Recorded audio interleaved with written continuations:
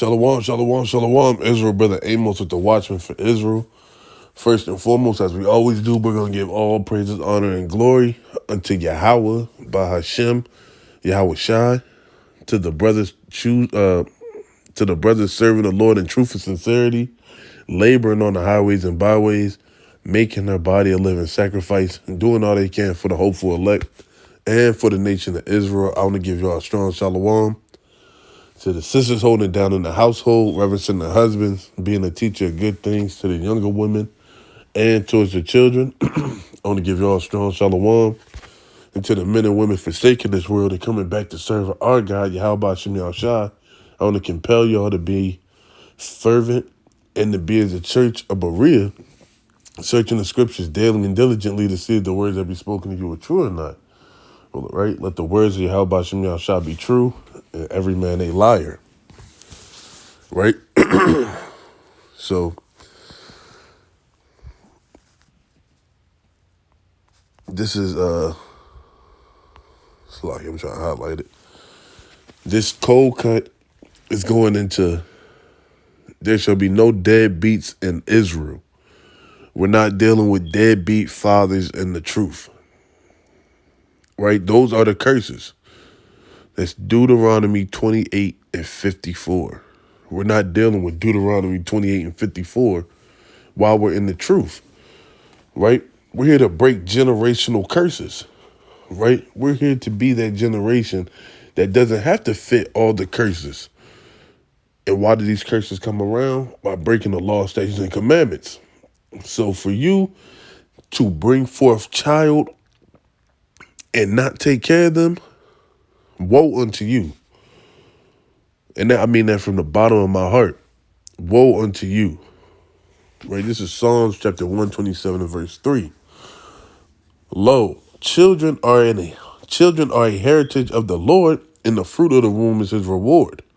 Right? So if the Lord blesses you to have children, to bring forth son or bring forth daughter, right? That's a heritage of the Lord. And the Lord has blessed your wife's womb to bring forth seed unto you. That's a beautiful thing right there. The Lord was gracious enough to bring forth seed unto you. We're not worthy to have that beautiful blessing that the Lord has given to us, but that's a beautiful blessing, right? As arrows are in the hand of a mighty man, so are children of the youth. Happy is the man that has his quiver full of them. They shall not be ashamed, but they shall speak with the enemies in the gate. So happy is the man who has multiple children, who has a bountiful amount of children. Right? I know people with 6 children, 7 children, right? Myself, I have 4. Right? It's a blessing of the Lord to have that children, to have that many children, right? You'll never be ashamed to say you have this many children. You'll never be ashamed because they keep you young. They keep you joyful. They get on your nerves. That's for damn sure. But it's a blessing to be able to have that many children. To be able to have the Lord reward your wife's womb to bring forth seed unto you. So to have somebody not take care of their children is a slap in the face of the Lord. And judgment shall be brought upon you. Right? Let's go to Sirach chapter 25. In verse number 7. Right, Sirach 25 and 7. There be nine things which I have judged in my heart to be happy. In the 10th I will utter with my tongue. A man that hath joy of his children, and he that liveth to see the fall of his enemy. So this is a beautiful sight in the Lord. A man who has joy of his children. And how do you have joy of your children? By teaching them the law, statutes, and commandments. Right? This is Proverbs chapter 22 and verse number 6. And it reads, train up a child in the way he shall go. And when he is old, he will not depart from it. Right? That's how you have joy of your children. Teaching them the way that they should go. That is a father's duty to teach the children. Right? And you can do it vicariously. Right? You have to be a breadwinner as well.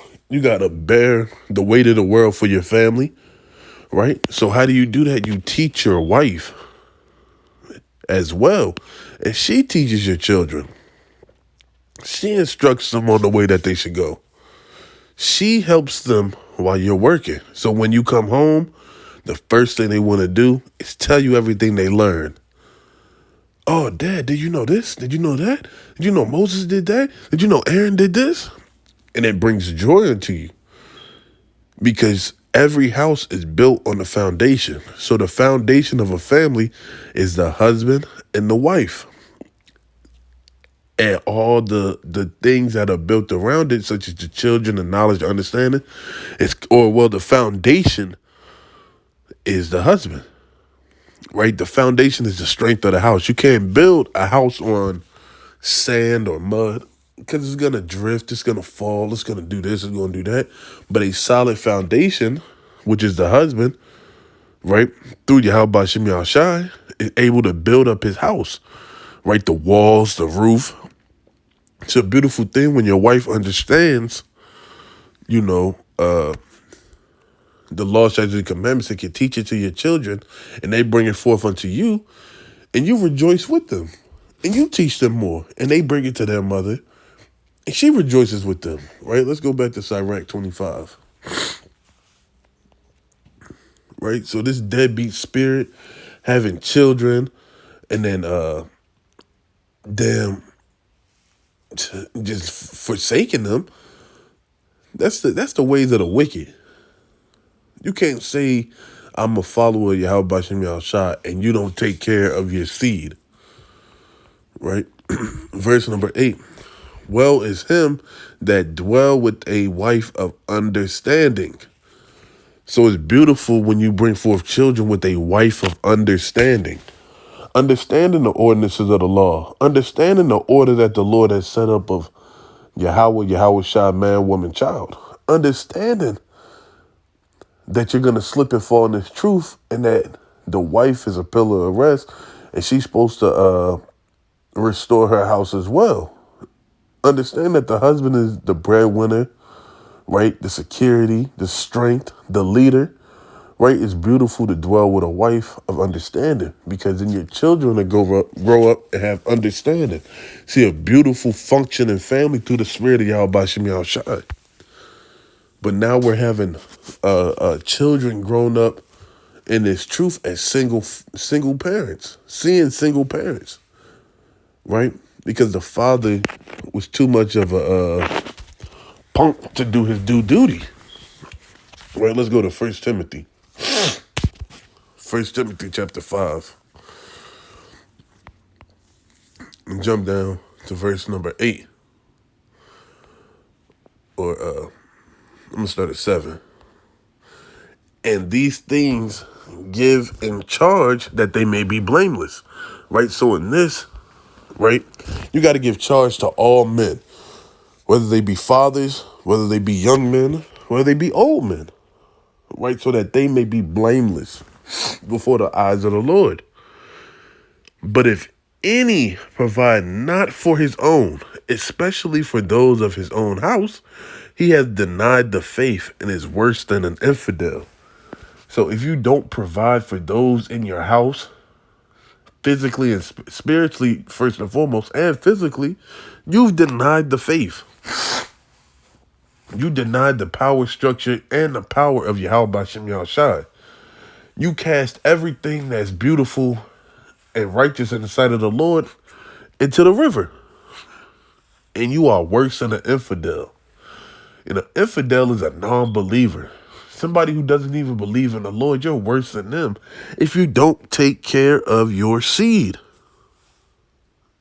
If you don't raise your children up, if the Lord allows you to see more days and you're not there for your children, you're worse than a person who doesn't believe in the Lord.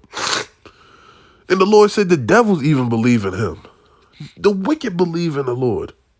You're worse than them. I want everybody who may see this video or may understand this video to know how important it is to be a father in this truth. When David was about to give up the ghost, he charged his son Solomon so that he may walk in the ordinances of the Lord. Right, let's get that. It's important to be a father in this truth. Right, this First Kings 2 and verse 1. Now the days of David drew nigh that he should die.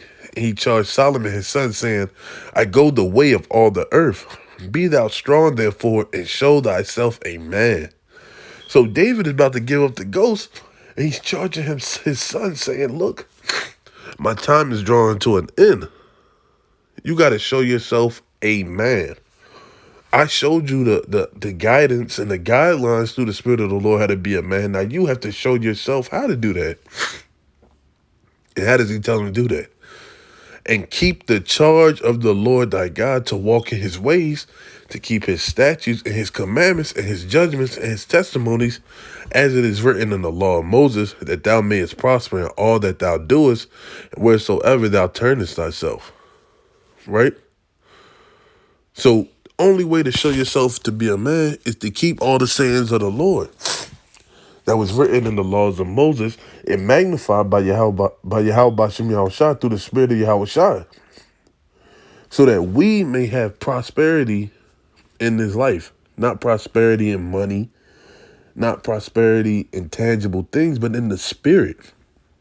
How to show other people how to be a light, being that light, raising our children up so they're not little monsters and demons. Right? The job of a father isn't just I gave birth to you, and make sure you eat and you have one pair of socks. No, it's much deeper than that. Right? Let's go to Sirach 42.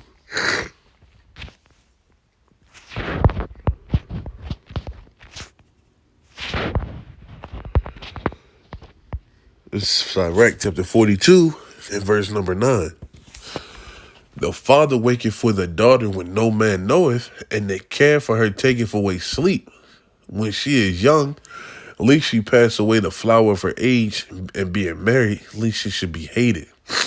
Right? So a father that has a daughter, right, he wants to make sure that she's well groomed, she's taken care of, right?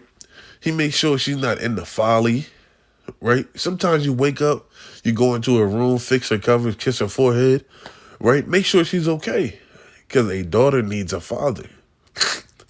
A daughter needs a father, right? You have sons, right? You can raise them up rough, wrestle with them, punch them up, right? Hoop with them, play football, baseball, right? Box. But a daughter is delicate. You got to make sure you treat her as a flower. At least she grow up and she become unmarried and hated in the sight of her husband, or she have children and raise them up in your house. Right? You got to always be mindful and watching, because you never know how Satan may try to creep in and disrupt your household through your daughter. In her virginity, at least she should be defiled and gotten with child in her father's house.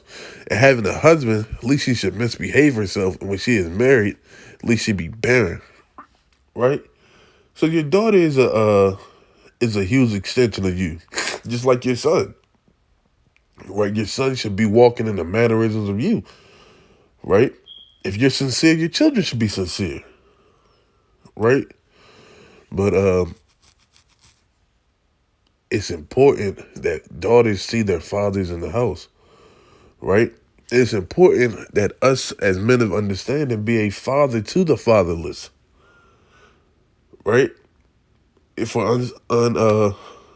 unforeseen reasons a father may not be there, it's our job to take care of that role until that father steps back up, or the Lord replaces, that woman with the new husband if that man has passed away.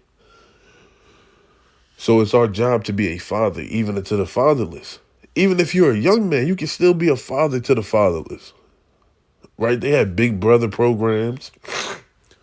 Right? Little brother, big brother programs. It's a lot of mentorship that goes on in this truth. Right? I have young brothers that hit me up all the time, ask me questions. I have to respond. I have to let them know I'm here for them. right? Yes, I have my own children, but at the same time, I have to have spiritual children as well because they need help to walk in this truth. And it's our duties as men and women of understanding to be mothers to the motherless and fathers unto the fatherless. Right, verse 11. Keep a sure watch over a shameless daughter, lest she make thee a laughingstock to thy enemies, and a byword in the city, and a reproach among the people, and make thee ashamed before the multitude. So keep a watch over your daughter, father. Make sure you're watching over your daughter's mannerisms, how she's talking, who she conducting herself with. At least you be a laughingstock. You'd be ashamed to say, yeah, that's my daughter. So being a father in this truth is extremely important. It doesn't stop. It will never stop until you give up the ghost. And even still, through the spirit, you're going to be still being a father. Right? Leave a good inheritance. Right? Whether that be money, possessions. But that heritage that you're going to be passing on is the knowledge of your How Shem Yahshai. So that it go well with them. With that, I say shalom.